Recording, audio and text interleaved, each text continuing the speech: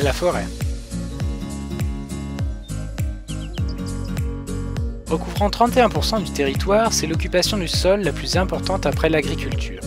D'ailleurs, les Romains parlaient déjà de la Gaule chevelue au 1er siècle avant Jésus-Christ. Les définitions du terme forêt sont nombreuses en fonction des latitudes et des usages.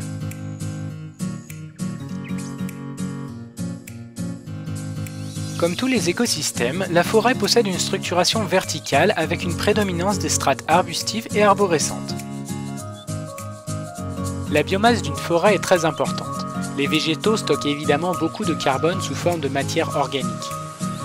Cependant, il faut tout de même noter qu'une forêt ancienne, comme par exemple la forêt amazonienne, est dite à l'équilibre, dans le sens où le stockage et le relargage du carbone se compensent. Une forêt ayant ainsi atteint son climax ne se comporte alors pas comme un poumon de CO2. Au contraire, une exploitation trop intensive mène à un déstockage massif, principalement du carbone du sol, que les racines des arbres stabilisent.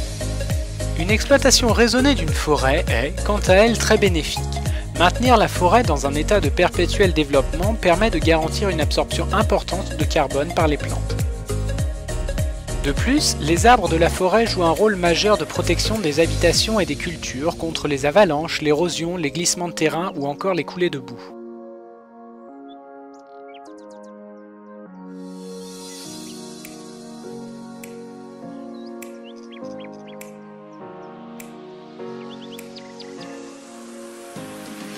La forêt est marquée par une grande richesse écologique. La plupart est invisible à nos yeux. En effet, les détritivores, bactéries, champignons ou invertébrés, se nourrissent de détritus d'origine animale ou végétale. Ils jouent un rôle essentiel dans la chaîne alimentaire en participant au recyclage des composés organiques.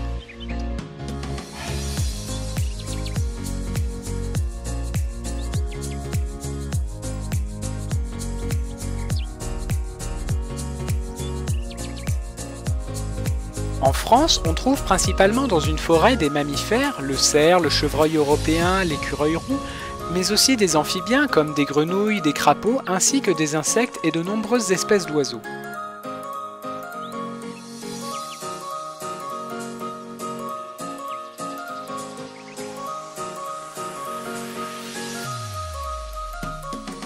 La diversité d'une forêt peut s'expliquer par sa densité et donc l'ombre et l'humidité au sol, mais aussi par la nature du terrain, qu'il soit calcaire ou acide, et aussi selon l'altitude. Dans tous les cas, les forêts sont un stade de la nature à l'équilibre. Les plantes de toute taille s'y renouvellent au fil des ans.